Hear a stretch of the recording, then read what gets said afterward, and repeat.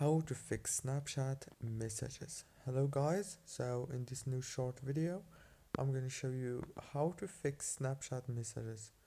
First thing, go to the settings, go to the apps manager, open the apps like this, scroll until you find Snapchat, click on Snapchat, and now click on force stop, go to the permissions.